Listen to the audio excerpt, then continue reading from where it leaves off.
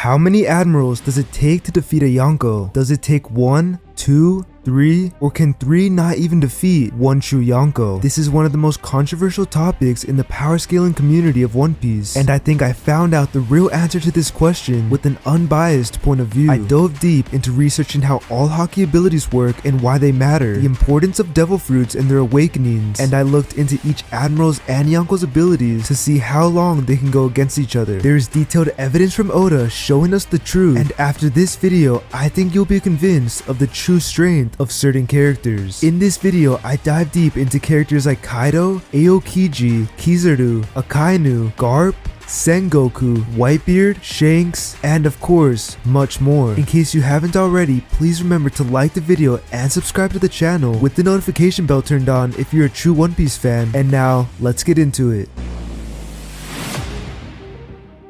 So the first admiral that I want to discuss is one of the fan favorites, which is Kizaru. Kizaru has one of the coolest and most powerful devil fruits in the series. His powers are both very effective from both short range and long range. We see him use different techniques like making a light sword and also having light beams that he can shoot rapidly at people. Even with all this, it's hard to put him ahead of a Yonko. I feel like out of all the fights we saw him participate in, he hasn't shown us anything too superior or out of the ordinary compared to any other Logias. Kizaru couldn't even defeat an old Rayleigh. Sure, Rayleigh is still very strong when it comes to things like his hockey abilities, but I'd still like to think that he's not even close to what he once was. These two seem pretty close in their match, but we don't even know for sure if they both went all out or not. Another time we see someone go up to Kizaru is from one of the best scenes of all of One Piece, which is right when Kizaru is about to shoot Luffy or Jinbei with a beam of light. Next thing you know, Ben Beckman cocks his gun at him and tells him not to move. Kizaru instantly puts his hands up and says the famous line, Ben Beckman. It almost seemed as if he was the one that didn't have a chance, or as if he was the one being interrogated. Police in real life are known for telling people to put their hands up and away from their body, and that's basically what Beckman did to Kizaru. The weird thing here though is that Kizaru is the Navy Admiral who works for the world government, so shouldn't he be the one telling Beckman to surrender? Also, why would Kizaru stop his light from shooting Luffy? Luffy is literally the same guy who punched the Celestial Dragon back at Sabaody and that Kizaru was supposed to turn in but didn't. He's also the same guy who broke into Impel Down and freed some of the most wanted criminals, declared war on the world government at Enies Lobby while also freeing Nico Robin, and lastly, he's known to have Conqueror's Haki, which shows his true potential as a pirate. So why would Kizaru let this man go out of everyone? I understand that part of his character is to be sarcastic and have unclear justice, but this is honestly too far and too serious of a time to be sarcastic. I think he ultimately stopped his attack because he was legitimately scared of his life and scared of Beckman going all out on him. Another thing I want to bring up about Kizaru is that I personally don't see him having Conqueror's Haki. The way he acts just doesn't give me that Conqueror's vibe. Like, he isn't a guy that has the presence like those with Conquerors. We've seen him back down to Beckman, which is something that someone with Conqueror's Haki never does. I mean, we've seen guys like Kid, Luffy, and Zoro go up against people with all they've got, even when they had no chance of winning. To be able to go into a fight that you have no shot against, or to survive after an insane amount of damage, takes the most elite level of willpower, and some may even call it a bit crazy or delusional. Don't get me wrong, Kizaru is very crazy, but it's not that type of crazy in which a supreme king has. Without Conqueror's Haki, it's very difficult to compete against guys like Kaido, and I'll explain why very soon. To be honest, the only way Kizaru could even injure Kaido is if he has awakened his devil fruit, which I do expect to have happened by now, but since we haven't seen it happen yet, I can't quite say he has for sure. With all that being said, the next admiral I want to explain is Aokiji. So Aokiji seems to be a step further and stronger from Kizaru. I'd argue that his devil fruit is even more powerful than Kizaru's, with moves like Ice Age, Ice Time, and also having a saber, but his is just frozen. By the way, I'll only say that pre-time skip Aokiji is an admiral because after his fight with Akainu, he definitely went above the admiral level strength, and he even left the Marines, so he technically wasn't even one anymore. I still will compare his current power levels to the Yonko just for the fun of it though. So we saw him go toe to toe with Whitebeard for a very short time span in Marineford, but the fight ultimately ended because Diamond Jozu got in the way to allow Whitebeard to advance. In the short time that they fought, Aokiji got hit through with a hockey blade but somehow wasn't affected. He probably dodged it using his devil fruit power powers or something along those lines. I don't think a pre-time skip Aokiji could injure a prime Whitebeard or Kaido, since we see Whitebeard easily break out of his ice. His devil fruit could only do so much, and it was honestly better against countering the long-ranged Whitebeard attack than actually being an attack itself. I don't see a single way where he defeats him in a one-on-one fight to the death. I honestly don't see how Aokiji could defeat any of the emperors, to be honest. I don't even think that pre-time skip Aokiji and Kizaru together could defeat Kaido, simply because I don't know what they could do to him that would kill him or defeat him. Plus, with Kaido's and Prime Whitebeard's advanced Conqueror's Haki infused with their Ryo abilities, I'd even go as far to say that they defeat someone who doesn't at least have Conqueror's Haki in only 1 to 3 blows. In case you forgot, Kaido knocked out Gear for Luffy in only 1 blow with his advanced Conquerors and Ryo Thunderball. I'd argue that Gear for Luffy is pretty durable with him being rubber and having Conqueror's Haki. He's a guy that always gets back up, and he got completely one-shotted. Another thing we see with these Haki abilities is that when Roger and Whitebeard clash, their swords don't touch. Now, this is just a product of Ryo with advanced Conquerors, since that form of Haki allows you to attack without actually touching them, but the amount of force and energy this attack had shows everything we need to know. If a guy like Odin didn't even stand a chance against an attack like Divine Departure, I don't see how any Admiral is even living after being hit by Whitebeard's full attack. Sure, as Logias, most of them could dodge and evade these close combat attacks, but the moment they get hit by one of them, I think it's fair to say that they aren't recovering from it for a while. Now, even though I don't think Aokiji had a chance before, I'd like to talk about his strength currently in the story. Whatever the hell happened at Punk Hazard seems to prove that Aokiji definitely awakened his devil fruit during the 10-day fight with Akainu. In the meantime, we don't know if Kizaru has had his awakening, but since we haven't seen it yet, it's fair to say that Aokiji is far ahead of him with his devil fruit abilities. I'd expect Kizaru to still be on that Admiral level, while Aokiji went to the next step of strength. This fight alone seems to prove his superiority against Kizaru, since I would also expect that he may even have Conqueror's Haki, or at least leveled up a lot of his Haki abilities. We learned from Ray Lee that when you fight strong opponents and are challenged to the maximum, you end up gaining more abilities and surpassing your previous self. So if we assume that Aokiji has both awakened his devil fruit and has more advanced Haki techniques, where does this put him in the ranks of the world, or specifically against the Yonko? I'd say that pre-time skip Aokiji is getting absolutely obliterated by Kaido or Shanks, but post-time skip is on par with someone like Big Mom. I think he's still slightly weaker than the Yonko, but now he should be right around their level. Ranking Aokiji against the Yonko also has to do with Akainu, since those two seem to be pretty close in strength. Akainu is a guy that has an even higher chance of having Conqueror's Haki than Aokiji, since right off the bat we see him call Whitebeard a loser for never becoming the Pirate King. We also see him continuously going straight after Whitebeard, calling him names like too old, and overall just disrespecting one of the greatest men to ever live. In fact, I believe that since he even had the balls to do this, it pretty much confirms that he is one of those with Conqueror's Haki. We saw a lot more of him fighting Whitebeard than we did with Aokiji or Kizaru, so there's more things to base his strength off of. When he fought Whitebeard, he did land a few blows, but during their fights, we also saw at times Whitebeard agonize in pain from previous injuries. Whitebeard was clearly feeling his injuries from Squard and from his sicknesses from even before the war. Even with this, after Ace died, he still beats Akainu up as if he's his punching bag. Akainu did at least shoot half his brain off in the manga, but just seeing Whitebeard kick him around makes me think that if they fought one-on-one when Whitebeard was fully healthy, Admiral level Akainu wouldn't even stand a chance. I feel like the matchup would be as unfair as a pre-Gear 5 Luffy versus Kaido. We also know that Whitebeard was somewhat a shell of his younger self when Marco says things like he would have been able to easily dodge Squard's attack back in the day, and that his health continues to deteriorate. We also see Croc say that the man who defeated me could never be the weakling I see before me now, showing how much Whitebeard's strength has gone away. Even with him being a shell of himself, he still takes a ridiculous amount of bullet wounds, cannon wounds, sword wounds, lava wounds, light beam wounds, and many more. I think pre-time skip or Admiral level Akainu couldn't take on a Yonko one-on-one, but I do think he should be able to now. With that fight against Aokiji, I'd expect he leveled up just as much as Aokiji did. Also, to be on the Yonko level, Akainu would currently need to have awakened his fruit, since Kaido and Luffy have awakenings, Ryo infused with Conqueror's Haki, and lastly, amazing observation Haki. If Akainu has all of those, then I think it's fair to say that he's on the Yonko level, but if he doesn't, then I still think he's weaker than all of them except maybe be Big Mom. I do believe the former is more likely though, since Oda did say that Akainu could find the One Piece in 1 year. I'd assume that basically confirms that current Akainu is on the level of the Yonko. There's honestly just something about the Yonko that separates them from everyone. These guys are the literal definition of built different. I mean, these guys even have nicknames like the strongest man in the world, the man closest to the One Piece, the strongest creature, the king of the beasts, Joy Boy, and Sun God Nika. I think another guy on their level is Mihawk, and his nickname is of course the world's strongest swordsman. Even another Yonko caliber character is Dragon, who is referred to as the world's most dangerous criminal. You don't get called those names unless you can truly live up to the hype. And of course, a nickname alone doesn't prove that Yonko are stronger than the Admirals, but when you're called stuff like the world's strongest man or creature, I'd assume you to be just that. Even Blackbeard, who doesn't really have a nickname as good as those guys, is still known for his ability to have 2 devil fruits. The other Yonko that doesn't really have a nickname as good as the others is Shanks. However, he has done certain things that no other man could do. He might as well be called a war stopper or something along those lines, because this man literally walked into mid-battle Marineford, stopped Akainu from killing his own men, and told Sengoku to stop the war. I don't think there's a single other character in the world that could do that. I mean, Shanks told every single person that was there that me and my men can take on every last one of you. That's including the world government and the Blackbeard pirates. The ratio for that is up to tens of thousands of men with some of the strongest known people in the world, all against the 10 or so red-haired pirates. That really shows you the strength of what a single Yonko has compared to a whole marine army. Some legendary marines that I can in fact acknowledge are Garp and Sengoku. Even Sengoku seemed a bit terrified of Whitebeard at times, as the expressions on his face are scary as he explains that he has the power to destroy the world. We never see Whitebeard scared of anything, especially of any marines, which in a way shows that he knows his dominance over them. He simply knows he's that guy. With Garp on the other hand, he never quite shows fear of anyone. He doesn't fear the celestial dragons, he doesn't fear Roger or Whitebeard or even Rocks, I'd assume. And he definitely doesn't fear the Admirals, since we see him tell Sengoku that he'd better hold him back or else he's gonna kill Akainu. To be honest, I actually believe that he would have been able to kill Akainu and really was going to. Even at his old age, I think he's still at a stronger level compared to the Admirals. In his prime, I think it's fair to put him up with the legendary pirates like Whitebeard, Roger, Kaido, Shanks, Big Mom, and Rocks. I mean, just like how I said before, Garp's nickname alone of being the hero of the Marines puts him at a higher status than most. It isn't necessarily the nickname, but more so how he received it. Sengoku tells us that Garp himself took down the rampaging force of evil that no one had ever been able to stop. This means that Garp at least went toe-to-toe with Rocks and Whitebeard and the rest of the Rocks pirates. Sure, Roger and his crew may have helped a lot, but I don't think the Roger pirates could go up against all of those Yonko level commanders and crew members. Garp had to have done something legendary at that island. With this being said, I think it's fair to say that Prime Garp is probably the strongest marine that we have ever seen in the story, and arguably even the strongest marine ever. If we also take the monkey family's genes into consideration, it proves even more that Garp is on the Yonko level, since it seems that Luffy and Dragon both are. Plus, Garp legit fought guys like Roger and Rocks only using his bare 2 hands. Like, how is this even possible? Everyone on this tier needs at least some sort of power boost, whether it be with a sword or a devil fruit, but Garp straight up just said that he doesn't need that. He can kick your butt the old-fashioned way. I think this also confirms that he has mastered all hockey techniques, because if you're gonna try to punch against Divine Departure or Whitebeard's monstrous blade, then you definitely need Rio surrounding your fist, or else it may cut your whole hand off. I feel like Garp is more powerful than Sengoku, but Sengoku should definitely be on the Yonko level as well. I don't think he's stronger than Prime Whitebeard, but I can see him having a shot at Big Mom, Luffy, and Blackbeard. It's kind of hard to rank Sengoku though, simply because we don't know any of his accomplishments or feats. However, Oda did confirm that he has Conqueror's Haki, which allows his ceiling of strength to be up there with the rest. With this, if Sengoku has both mastered Ryo and has awakened his devil fruit, I think he should be on the same level as Kaido. To compare them even further, Sengoku would also need to have very good observation Haki to be on the level of a Yonko, since we see that Kaido and Luffy can use future sight. I'd honestly be surprised if Sengoku didn't have this. The level of Fleet Admiral should be much higher than Admiral, since even with Akainu, he seems to be much stronger now than before. Therefore, I'd expect Sengoku to be stronger than all the Admirals. Another thing I'd expect is for the 5 Elders to be even stronger than the Admirals, and then for Imu to be even above them. In One Piece, power power scaling on a certain extent seems to be based off of your rank. For example, the pirate captain is usually the strongest member in the crew, and his right-hand man is the second strongest. In huge crews like for the Yonko, their commanders will usually be set up in a position through their strength. In the world government, we can yet again see this with vice admirals being in a much lower tier than admirals, and then fleet admirals on an even higher tier than them. This is the only way a world government could work, because if the admirals were stronger than the 5 elders, then why would they have not overthrown them or taken over the world government for themselves? Same thing with Emu. Why else would the 5 elders bow down to it if they were superior? Logic like this shows who's superior and who's inferior in the positions. There is certain exceptions to these rules, like with Garp and Buggy, but those characters are only in those ranks because of a more personal reason. So now that I've told you how I feel about the ranking system with the most popular marine members, now let's discuss the 2 newest ones, which are Fujitora and Greenbull. I feel like Greenbull's devil fruit abilities are very strong, as he sucked the juices out of the beast pirates and a few of the scabbards. However, I find it kind of overrated when people were hyped about him doing it to King and Queen, since you also have to put in the fact that King lost a wing, that they were still very injured from the war, and they probably haven't eaten anything or drank any water since losing to the Straw Hats. Their energy levels were probably at an all-time low, and I don't think Greenbull could do that to them if it was a normal day before the raid. We haven't really seen Greenbull fight anyone too strong, since King wasn't at his full strength, and since Momo wouldn't allow Yamato to fight him. Even with this, the one time Yamato did anything, she hit him hard and he acknowledges her strong haki. We also see him get blown up by Momo's dragon abilities. The last thing we see with Greenbull is him getting terrified of Shanks, and he instantly leaves out of fear, showing that he knows he doesn't have a single chance. This also proves that he doesn't have Conqueror's haki, since he doesn't have the willpower to go against someone that is superior to him. He backs down, showing his cowardice. Without Conqueror's haki, it kind of limits his ceiling of strength, so I'd assume that unless he has a devil fruit awakening, he isn't even near the Yonko. Kaido would beat him up to a pulp in a few minutes in a one-on-one, and I don't see a single situation where Greenbull even injures Kaido or Shanks. Now the last admiral to discuss is Fuji, who seems to actually be underrated. First off, he should have some top tier observation haki, since he has to use it basically 24/7. He could honestly even have some of the best in the entire series, since he trains and uses it every second of the day. Also, it hasn't technically been confirmed that Fuji has Conqueror's haki, but I think Oda basically told us that he does. One of the times he may have told us is when we see Fuji and Dofi clash. We know that Dofi has Conqueror's, and the energy force that this clash makes is very similar to what happens when someone has Conqueror's haki. For example, a similar thing happens when Luffy and Dofi clash, and when Luffy and Don Shinjao clash in the same arc. The next hint that Fuji has Conqueror's haki is when we learn that he cut his own eyes out himself. Harming yourself like that takes an insane amount of willpower to go through with it. Plus, we've seen a similar sort of thing with many other Conqueror's haki users when they allow themselves to get injured to the max. We saw Luffy about to rip his hands off in Whole Cake, Luffy stabbing his face as a kid, Zoro walking into a ball of excruciating pain, Zoro allowing Mihawk to cut him, Shanks allowing his arm to be cut off just to prove a point to the world, and last but definitely not least, Katakuri stabbing himself out of respect to Luffy. Another thing Fuji has is a very strong devil fruit. Now, knowing all this about Fuji, I feel like his only weaknesses are his old age, which means he's out of his prime, and his physical abilities. He doesn't seem to be as physically strong or fast as any of the Yonko or even admirals, but his techniques and skills are very high. I also feel like whatever happened at the Reverie, he may have let Sabo go or not gone too hard on him, since we've seen that he does like Sabo, and we've also seen him not try while fighting Sabo back in Dressrosa. I also would think there's a chance for Fuji to have Ryo haki, since it seems he may be from Wano and all the strong samurai from there have Ryo. We do know that Sabo has it, although it doesn't seem Sabo has Conqueror's haki as well, and since Sabo and Fuji went toe to toe, I would expect him to be able to have advanced haki techniques just like Sabo. So now, where does Fuji rank among the admirals and Yonko? Well, I'd actually say that he should be right around the level of Sabo and pre-time skip Akainu. For a better explanation on this, here's my full tier list on all of the Yonko and admirals that I explained in this video. So on tier 1, I have at the very top Prime Yonko Whitebeard. He conquered the seas just as much as Roger did after Roger's death, and was given the nickname the man closest to the One Piece. We saw him clash head to head with Roger, and we saw how Kaido acknowledged how Roger's haki proves that only haki can surpass all. Whitebeard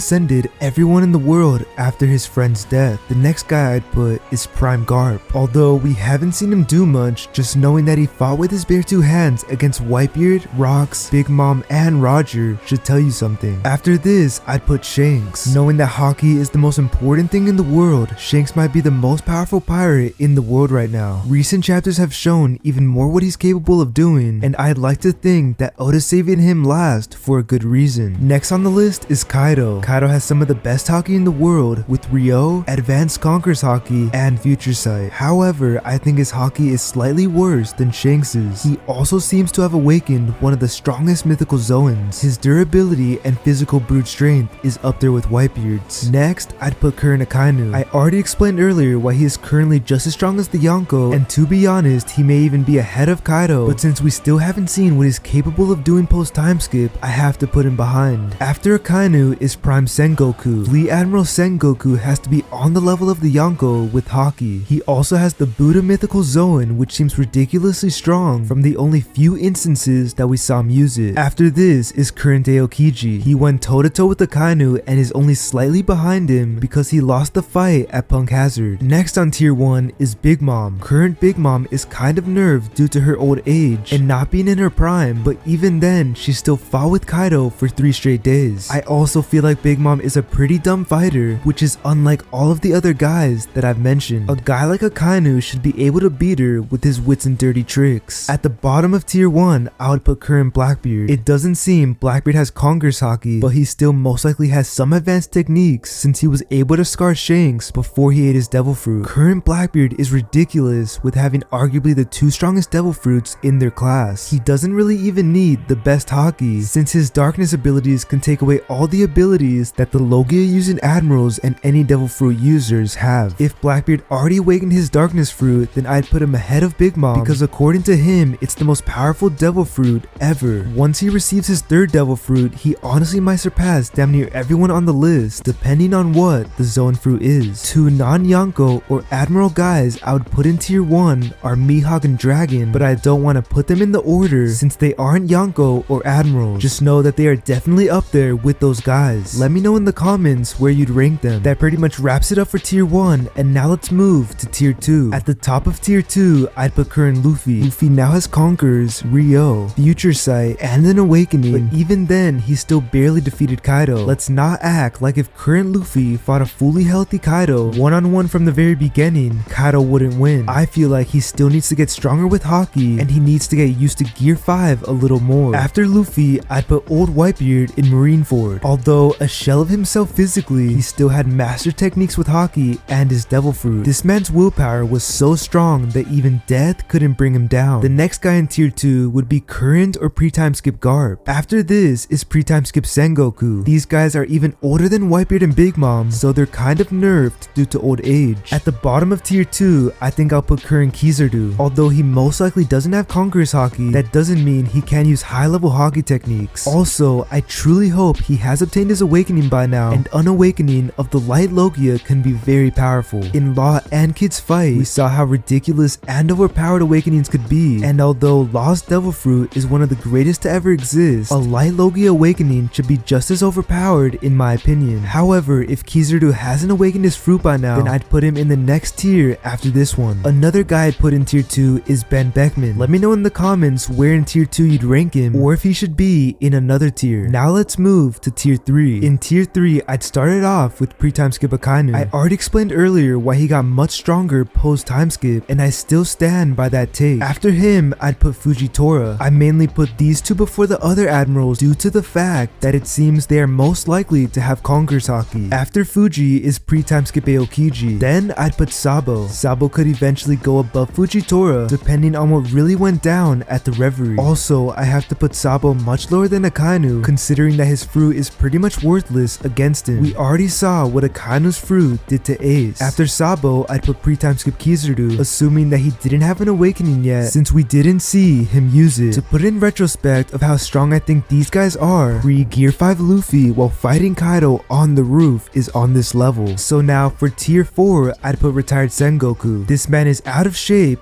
washed, and gained some weight. However, he still has some skills from his older days, so we have to at least consider the past a little. Oda, please just let this man relax for the rest of the story because he's already worked enough throughout his lifetime. He deserves a good retirement. By the way, I know he isn't an admiral anymore, but I thought to include him just for the fun of it. So next, I'd put Greenbull. As far as I know, Greenbull took a fat L to Sabo, and we know he tried because he's a celestial dragon stan. Almost everything this man's done has either been a failure or exposure. Because of this, I have to put him in a tier below the rest of the admirals. Now let's go to tier 5. Last but not least on the Yonko admiral rankings is Buggy. Now that we know that Buggy became a Yonko on some BS, I think it's fair to say that he's still weak. To be honest, he's so below the rest, he may even need to be on tier 6. I love Buggy as a character, but fighting isn't one of his strengths. So now, with everything that I've now explained, let's finally ask the question, how many admirals does it take to defeat a Yonko? If we're talking about a Yonko in tier 1, then I'd say at least 3 depending on which Yonko. Prime Whitebeard, current Shanks, or Kaido are washing any of the admirals. Since the admirals we know the best are pre-time skip Akainu, Aokiji, and Kizaru, let's assume a tier 1 Yonko fought the 3 of them. This fight would be on high difficult because Logias can be annoying and tough to fight. Although I think Prime Whitebeard would one-shot Kizaru with his strongest attack. Even being able to touch Kizaru would be hard since he's so fast and a Logia. Since it didn't seem any of the pre-time skip admirals were awakened, I don't see how they're inflicting any major damage on a Prime Whitebeard or Kaido. I also really think at least Akainu wasn't awakened, because if he was, then I'm pretty sure he would have shown us in Marineford. He's the type of guy that would do anything to get his way, even if it means awakening and killing his own men in the process. Awakening a lava fruit would definitely cause destruction at the Marineford base, but I honestly don't think Akainu would care about that as long as Whitebeard dies. With this being said, it seems that admirals weren't as strong as we thought. The admirals altogether may be able to do something to Shanks since he's not a literal beast of a man, but he seems to be much faster than the other tier 1 Yonko, so the admirals may have a hard time even touching Shanks. Just like how I said I don't know how long it would take for Whitebeard or Kaido to actually hit Kizaru, well, I also don't know how long it would take any admiral to hit Shanks with a big blow. He's faster than all the admirals except maybe Kizaru, since we saw him jump into defending Kobe at a speed faster than anyone else. Shanks also arguably has the best observation haki in the series. He also has some of the strongest sword moves or conquers haki in the series, as we see him split the heavens with Whitebeard. If Shanks fought Marineford, Akainu, Kizaru, and Aokiji, I think he'd defeat all of them if they were all going 100%. We already know that Aokiji's ice doesn't really do much to advanced haki users, so I don't know what he'd do. Akainu has the highest chance to inflict damage, but then yet again I think Shanks is too fast for him. If Shanks fought them, it would basically be a slow burner with them never being able to fatally damage Shanks, but once Shanks hits them, they're gonna either be knocked out or have a major wound. If a dying Whitebeard could kick Akainu's ass in only a few minutes, I think Shanks could do the same thing, but even faster and more effectively. If we replace one of the admirals with Greenbull, it's gonna be even a faster dub for one of the tier 1 admirals. Shanks is treating Greenbull like a little baby, and we already saw Greenbull cry and crap his pants at the haki of Shanks from a long ways away. I'd honestly expect Kizaru to also fear Shanks since he wouldn't be able to handle his haki. I mean, he was already scared of Beckman, so imagine what would happen if it was Shanks. I feel like Fuji has the best chance to defeat Shanks with Akainu and Aokiji in the mix, but even his haki would probably get blown away by Shanks. Sure, he could clash with guys like Doflamingo and Sabo, but what would happen if he went against Kaido with the same move? Would he be able to make the heavens split? I don't think he'd be able to, therefore Shanks would ultimately get the better of him. Plus, Shanks isn't his prime, which would mean he also has much better physical abilities like strength and speed. So what do you guys think? Could 3 admirals in the mix defeat one tier 1 Yonko? I could see them possibly defeating Blackbeard or post Wano Luffy, but even then that would be high difficulty. Luffy's Gear 5 island-sized giant fist with advanced conquerors could probably knock out at least 1 if not 2 of the admirals. I mean, not even Kaido could withstand it. Anyways, let me know anything you feel down in the comments below. I know this is a controversial one, but I will stand by these takes until we learn what the admirals could really do at their full potential. If you like this video, then please remember to leave a like down below and even subscribe to the channel if you haven't already. Thanks a lot for watching, and please remember to have a great day.